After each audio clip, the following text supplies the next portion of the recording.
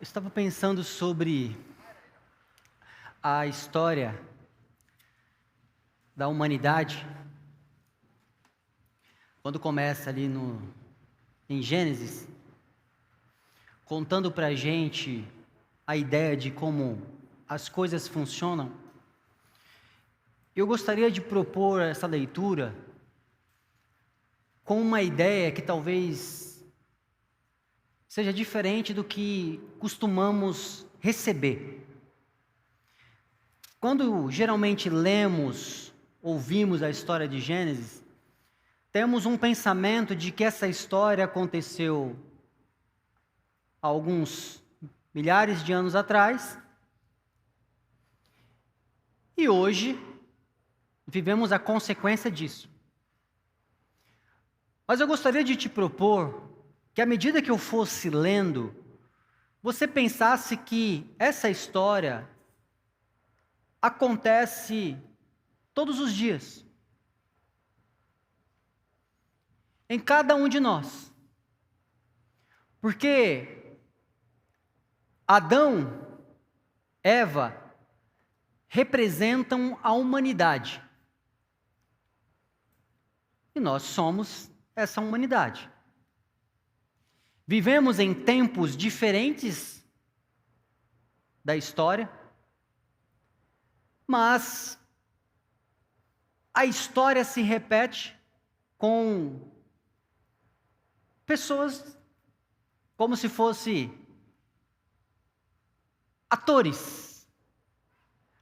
Sabe quando a gente assiste um filme e aí o filme fala assim: essa história é baseada em fatos reais.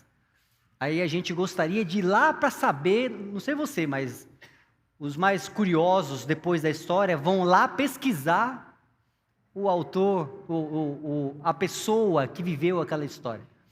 Agora pense que a leitura que vamos fazer aqui fala a respeito de você.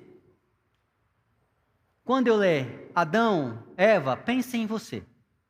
Pense no seu dia a dia. E essa é a proposta que eu gostaria que a gente lesse e acompanhasse o texto de hoje. Então, aqueles que trouxeram a Bíblia, não vai precisar abrir muito. Você pode abrir em Gênesis, no capítulo 3. E nós vamos ler o que chama aqui de a queda da humanidade.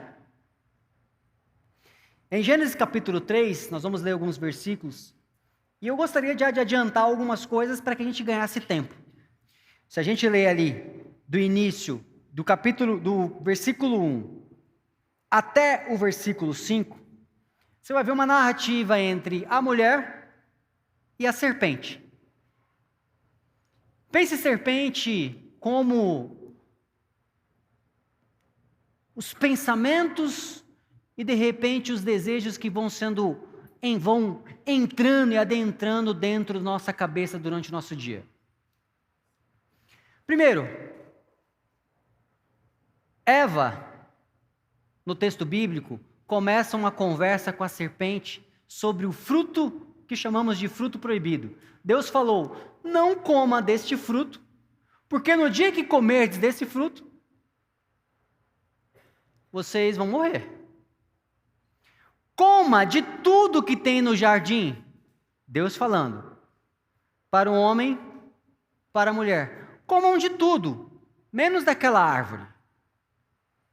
Comam de tudo. Ou seja, dentro dessa história, primeiro que eles poderiam comer de qualquer coisa, usufruir de tudo que a vida tinha, mas tinha uma única coisa que, se eles comessem, vai produzir neles o que a gente vai chamar de morte.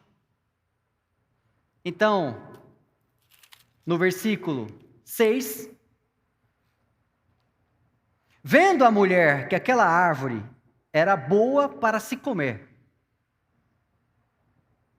agradável aos olhos, desejável para dar entendimento, tomou do seu fruto e comeu, e deu também ao seu marido, que estava com ela, e ele comeu. Então os olhos de ambos foram abertos, e perceberam que estavam nus. Juntaram, pois, folhas de figueira e cobriram-se. Vamos lá.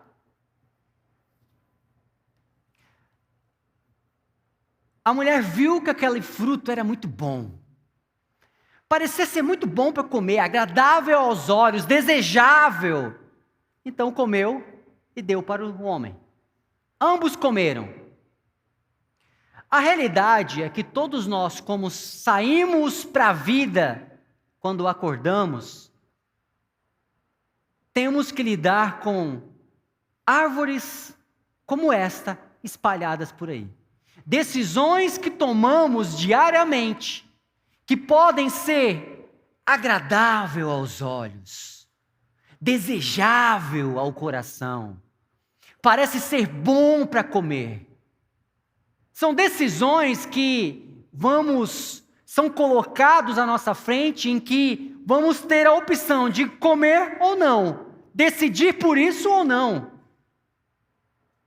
Então essa história, ela se repete todos os dias nas nossas vidas.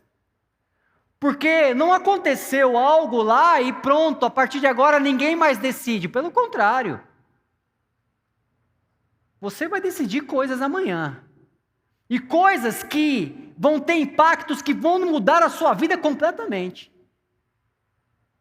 A realidade é que todos os dias tomamos decisões constantemente e às vezes uma decisão que vai tomar vai desencadear tantas consequências na sua vida que você não consegue nem perceber naquele momento em que está tomando aquela decisão. É uma olhadinha, é uma pequena curiosidade. Não, mas eu não vou fazer nada, eu só vou ver. Não, mas eu nem vou tocar, eu só vou perceber com calma. Várias decisões que vamos tomando. O que é interessante é que lá no nosso coração, no mais íntimo de quem somos, já temos desejos que estão pré-estabelecidos aqui. Coisas que sentimos que são agradáveis e boas a nós. E quando a gente sai para a vida, existem várias árvores, e algumas são mais chamativas que outras.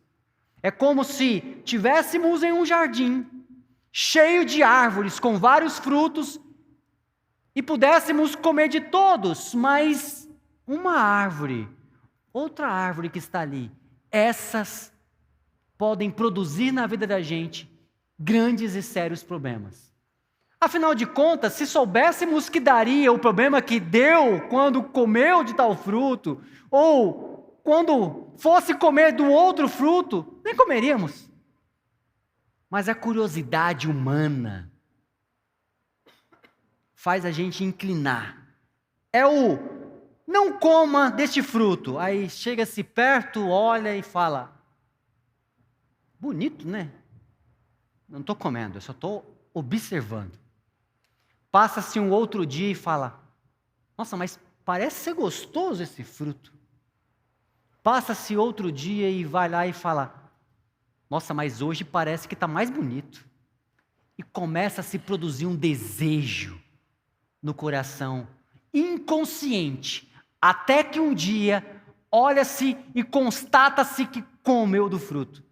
Será que neste dia que o fruto foi mordido, foi provado, foi nesse dia que as coisas deram errado?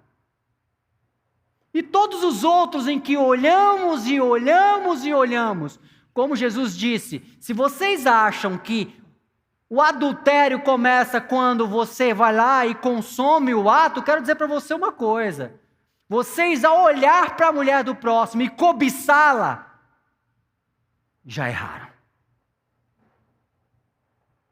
O olhar, o sentir que é agradável, desejável, parece ser bom, já demonstra que está tudo errado, que tem um grande problema ali.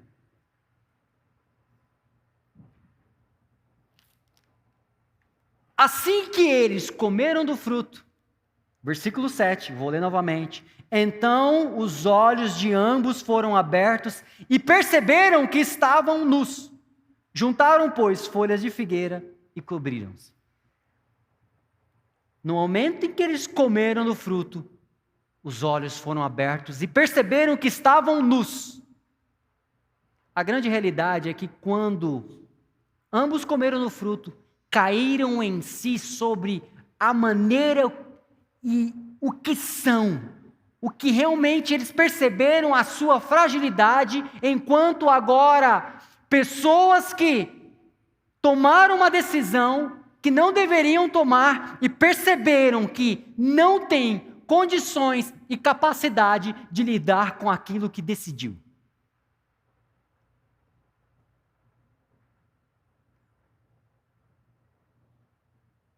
A gente às vezes pensa que a liberdade da gente é algo muito bom. Só que se pararmos para pensar, é a liberdade da gente que faz com que muitas vezes possamos percorrer caminhos que a gente mesmo não vai dar conta de percorrer. É a gente achar que dá conta de bancar a decisão e as coisas que vamos fazer.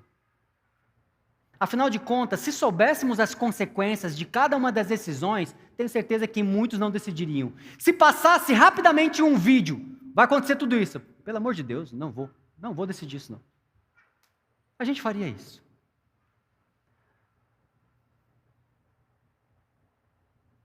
Eu moro no 10º andar do prédio em que estamos morando lá. Sou livre. E se um dia eu falar, nossa, eu gostaria de voar, e eu me atirasse dali, eu não voaria. Eu não fui feito para isso. Eu não tenho essa capacidade. A capacidade do ser humano de, quando abriu os olhos, é de perceber que não daria para voar. Não daria para bancar a vida pelas decisões, agora eu vou bancar a minha vida sozinho, sem Deus. Porque a conversa com a serpente foi, na verdade, Deus não quer que vocês comam, porque no dia que vocês comerem, vocês serão como Deus. É perceber, os olhos caíram, as vendas caíram em si e falou, eu não dou conta. Eu não banco a minha vida. Eu não consigo voar. Por mais que eu pule, eu não consigo. Eu não dou conta. É como se nós, de repente, a minha mão, do nada resolve sair do meu corpo e falar, sabe de uma coisa, eu sou livre e eu cansei, Tiago, de ser usada todos os dias porque eu sou destro. E você me usa todos os dias para alimentar esse corpo, para escovar os dentes e tantas tarefas, as sacolas das compras, poxa, fica sempre com a mão direita. Então eu quero sair, Tiago, desse corpo e eu quero seguir a minha vida. Cansei disso. Então, de repente, meu braço pula para o chão e fala, tá vendo, estou saindo e você disse que aconteceria alguma coisa comigo, eu estou bem, tá vendo, eu estou bem. E meu corpo olhasse para o meu braço e fala, você aí, longe desse corpo, você vai morrer. E meu braço olhando para mim e falasse, tá vendo, não morri, você vai morrer. A humanidade achando que dá conta de bancar a vida, é como se pulasse para fora do corpo e falasse, olha, não morri, Deus, nada aconteceu comigo. Porque todos nós, é em Deus que temos vida. E obviamente, eu nem queria dizer isso, mas sabe quando nós estamos num mundo da internet onde qualquer coisa que se fala, tem sempre... Hoje eu aprendi uma coisa, hoje não, há um tempo eu aprendi uma coisa. No mundo, todo mundo é médico e teólogo. Se você perguntar, te passa um remédio e te fala de teologia. Então, a todos nós que somos médicos e teólogos, vou ter que falar uma coisa que nem precisava. Ninguém vive longe de Deus. Todo ser que respira, respira porque Deus dá vida. Mas o ser humano, achando que podia, pulou para fora de Deus e falou: opa, tenho vida. Então Deus olha e fala: as suas decisões, a maneira como você vai querer seguir a sua vida, longe de mim que produz vida e vida em abundância, você vai produzir um caminho na sua vida difícil. E é isso que a morte diz. É dessa morte que eu estou falando. É um tipo de vida que é difícil de se viver, sofrida, que te machuca, que cada dia mais é mais difícil ainda. Não é o final, a morte, porque quando chega lá o final, acabou. Nesse sentido de, o sofrer foi. Mas viver uma vida toda, que seja 100 anos, muito mais que isso, em sofrimento, isso não é vida. Quando os olhos perceberam que estavam nus, perceberam a sua vergonha de entender que não conseguem bancar a sua vida. Para tampar a sua vergonha, a humanidade foi lá e arrancou da figueira, que não tinha nada a ver com a história, folhas, e fez para si roupas para cobrir toda a sua nudez, a sua vergonha. E aqui, dentro dessa história, a natureza, que não tinha nada a ver com a história, começa a sofrer uma grande influência desse homem egoísta, que não pensa duas vezes em destruir a figueira para cobrir a sua nudez e satisfazer os seus próprios desejos. Me diz se não é isso que acontece hoje em dia. Me diz se hoje o que vivemos no mundo, cada dia que passa, menos natureza se tem e mais homens gananciosos que só se preocupam consigo mesmo. Há quantos anos estamos falando sobre aquecimento global? Quando falávamos isso lá anos atrás, não era tão quente como hoje é. Já estão falando sobre efeito estufa de um jeito que nunca se falou. As geleiras estão derretendo. Tanta coisa acontecendo. Hoje de manhã falei com um casal que foi para Bonito passear de férias e falou que lá em um certo momento eles tiveram que sair um pouco do passeio porque a fuligem de fumaça, de queimada, impedia eles de passear. O homem não foi naquela época histórica que destruiu a natureza, mas continua até hoje tomando decisões e derruba quantas árvores, arranca quantas folhas for preciso para satisfazer as minhas necessidades, as suas necessidades. A natureza, os animais, tudo que tem é destruído pelos interesses do homem. Continuando no versículo 8, então, ouvindo a voz do Senhor, Deus, que passeava no jardim pela viração do dia, o homem e sua mulher esconderam-se da presença do Senhor entre as árvores do jardim. Chamou, porém, o Senhor Deus o homem e lhe perguntou: onde estás? Ele respondeu: Adão, ouvi a tua voz no jardim e tive medo, porque estava nu e escondi-me. Então Deus lhe perguntou: quem te mostrou que estava nu? Comeste da árvore que te ordenei que não comestes? Disse o homem à mulher que me destes de companheira, que me deu do fruto, e eu comi. Em uma versão, muito boa desse versículo 7, 11, diz assim: quem te mostrou que estavas nu? Aqui eu li, e a outra versão: a quem ouvistes para saber que está nu? A quem ouvistes? No versículo 12, o homem fala que é a mulher: Senhor, foi a mulher que tu me destes, que me deu do fruto. Então o Senhor Deus disse à mulher: que é isso que fizestes? Respondeu a mulher: a serpente que me enganou. Daqui a história começa um tal de: fui eu não, foi a mulher. Mulher, quem foi? Foi a serpente. Eu acho que a serpente olhou para um lado, olhou para o outro e falou: acho que fui eu só. A preciosidade desse texto, a humanidade passa a perceber que todos os dias Deus visitava a humanidade na viração do dia e tinha um momento de mesa. Tinha um tempo de qualidade. Aqueles que têm a linguagem de amor desse tempo de qualidade.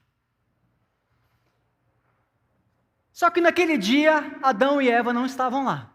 A humanidade não compareceu.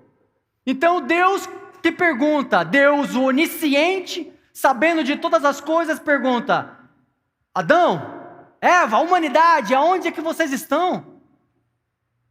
A educação de Deus em perguntar. Então os dois, escondidos atrás de uma árvore, saem da árvore e falam: estou aqui. O que aconteceu? É que ouvimos a sua voz e, como a gente estava nu, a gente ficou com vergonha e medo, e nos escondemos. A realidade é que uma das coisas que a gente costuma fazer depois dessas decisões erradas é ter medo. E uma das coisas que mais paralisa a humanidade é medo. Se soubéssemos que aquela viagem seria a melhor das nossas vidas, não teríamos dito não, mas o medo disse para não fazermos. Se soubéssemos que aquele pedido de perdão que eu não consegui mudaria a minha vida, eu teria dito. Eu teria aceito. Se soubéssemos que aquela outra relação poderia ter sido uma relação muito boa, se persististe. Isso. Se fosse uma igreja pentecostal, seria: solta a minha língua. Se a gente soubesse das decisões boas, a gente tomaria. Mas o medo paralisa a gente, faz a gente se esconder. E depois que toma a decisão errada, a gente costuma se esconder porque sente medo e vergonha. Mas se o que lança o medo fora é o amor, o que me faz pensar que o oposto do medo não é coragem. Porque tem vezes na vida que a gente tem que ir com medo mesmo. O oposto do medo é o amor. É como aquela criança que de repente, quando era pequeno, meu pai falou: não joga bola aqui, minha mãe, é cheio de cristal na sala, aqueles enfeites de cristal, poderia ser de plástico. Mas eu, como um bom menino, jogador de futebol da época, queria treinar, fazer os embaixadinhas na sala. E quando eu quebrava, eu achava que se eu mexesse sabe aqueles enfeites de cristal, minha mãe nem perceberia. Mas minha mãe, como uma boa pessoa que sabe das coisas que tem, sentia falta. Eu tinha medo. Mas à medida que eu fui avançando na vida e compreendendo que o meu pai e minha mãe me amam sobre todas as coisas, o meu medo foi se esvaindo. A ponto de chegar um momento que fala, pai, mãe, fui eu. Quem fez isso? Me perdoa, fui eu. Porque quando a gente tem medo, a gente não confessa. Chega junto, pergunta, quem foi? A gente costuma rapidamente ou apontar ou começar a justificar. Não, é que. A gente é assim. A gente se esconde quando percebe que fez algo que não deveria fazer. O medo é assim. E o que é mais engraçado é que muitas vezes dentro de uma casa, as pessoas não têm a liberdade de falar uma com a outra, de ser vulnerável e de ser tão à vontade de falar, me perdoe porque fui eu que fiz isso, antes que descobrissem. Porque a gente sente tanto medo e depois fala, as pessoas chegam na gente, mas por que você não falou? Se a gente pudesse falar a real, eu falo assim, é porque eu tenho medo de você. Porque eu tenho medo de você. Porque esse lugar, essa casa, produz um medo em mim. E eu não consegui. Mas o que é interessante na história bíblica, diferente desse contexto que eu narrei aqui, que eu falei das casas, é que Deus fala assim, a quem você ouvistes? Porque no ambiente em que Deus fala, não tem medo, não se produz um medo. A quem você ouvistes? Quem você está ouvindo além de mim? Que sou Deus de amor.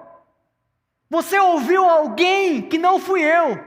É como se nessa história você falasse assim, nossa, eu acabei de errar com meu marido, com a minha esposa, com meu irmão, com meu pai, e eu vou falar para eles hoje que eu errei, que eu fiz isso, que eu comi aquele bolo sozinho. Aí alguém chega em você e fala, alguém percebeu? Não. Então não fala não. Então depois de perceberem que alguma coisa em casa mudou, quem pegou o bolo? Fui eu. Por que você não me disse? Porque tive medo. Como se eu nunca produzi um ambiente nessa casa em que você pudesse ter medo? A quem você ouviu? Eu ouvi fulano de tal. A quem estamos emprestando os nossos ouvidos? E sendo muito vulnerável com vocês. Eu não sou o super ser humano que não tenho medo. Ontem eu tive medo. Muito medo. Ontem foi difícil para mim.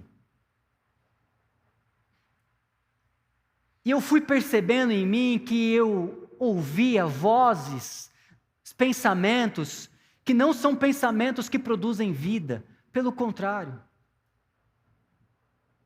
E quando eu fui orar a respeito de tudo aquilo e comecei a falar, pai, estou com medo, por isso, eu lembrei disso. Tiago, a quem você está ouvindo? Porque eu nunca produziria esse medo em você.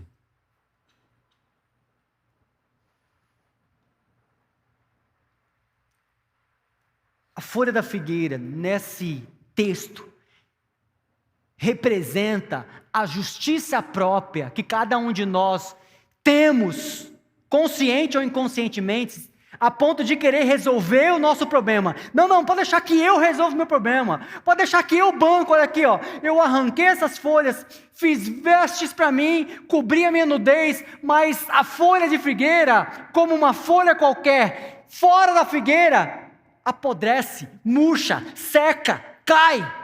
Não dá conta de tampar nudez nenhuma. É o que o profeta Isaías vai dizer, que essa justiça própria é como trapos de imundícia. E se você não sabe, quando a Bíblia fala de trapos de imundícia, é o que hoje nós chamamos de absorvente. profeta chama de justiça própria. Ou seja, eu vou resolver meu problema. Pode achar que eu resolvo sozinho. Eu consigo resolver minhas coisas sozinho. Ele chama isso de trapo de imundícia.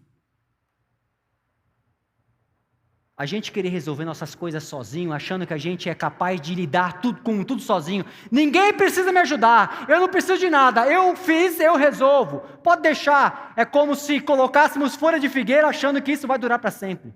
Vai secar, vai murchar, vai cair e você vai ficar nu de novo.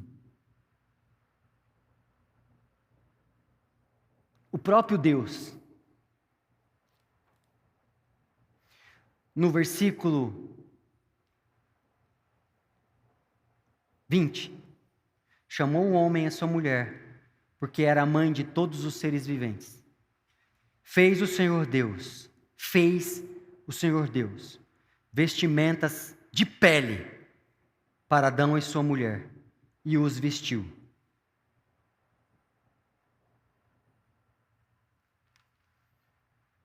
O próprio Deus, na história bíblica, fazendo referência pele de animal. Quando olhamos em João, que fala, chamando Jesus do Cordeiro de Deus, o próprio Deus, fazendo esse eco, essa ponte, de Gênesis lá para João, o Cordeiro de Deus que tira o pecado do mundo, fez vestes de pele, cobriu o homem e a mulher na sua nudez, porque as vestes de pele, diferente da figueira, não secariam, não murchariam e não cairiam. O próprio Deus cobriu a humanidade de toda a sua vergonha, mas para isso, houve o sacrifício de um ser vivo, inocente, que é o que vai fazer referência para a gente ao Cordeiro imolado lá na cruz. Jesus Cristo. Aquele que tira o pecado do mundo, nos veste, cobrindo a nossa nudez, cobrindo a nossa vergonha e fazendo com que cada um de nós, que decidimos muitas vezes errado na vida, temos vergonhas de algumas decisões, que às vezes impactaram não só minha vida, mas a vida da minha família.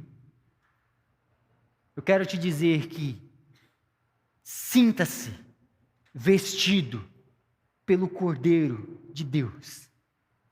E que essa vergonha seja sanada pela cura que só Jesus, o próprio Deus, pode produzir em cada um de nós.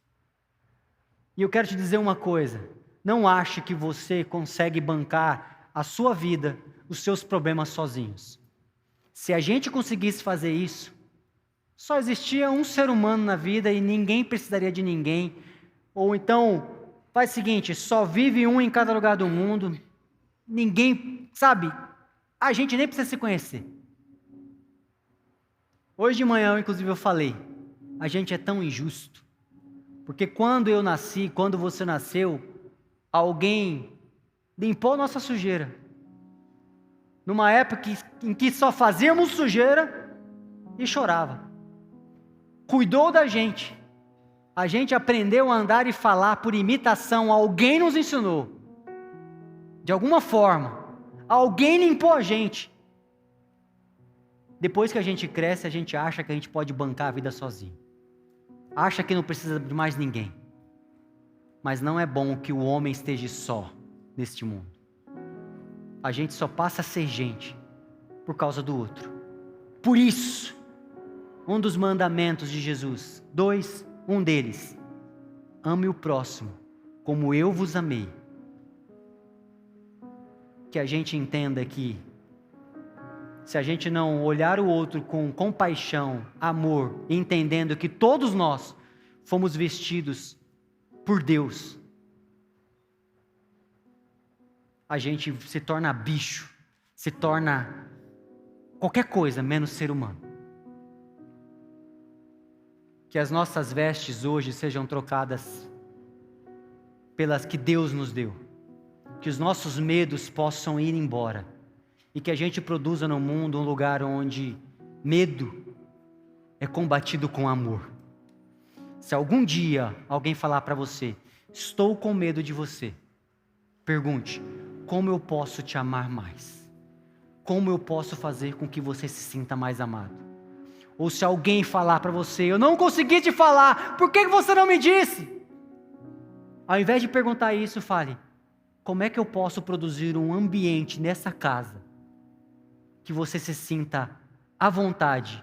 Se sinta, à vontade talvez seja muito, mas se sinta mais confortável para ser vulnerável. E assim a gente consegue produzir um mundo onde a gente não se esconde atrás de árvore. Pode ser quem somos, entendendo que todos nós somos, todos os dias da nossa vida, como Adão e Eva, e estaremos ali, prontos a decidir, e que você escolha comer da árvore que produza frutos bons, fruto da vida. Deus nos abençoe.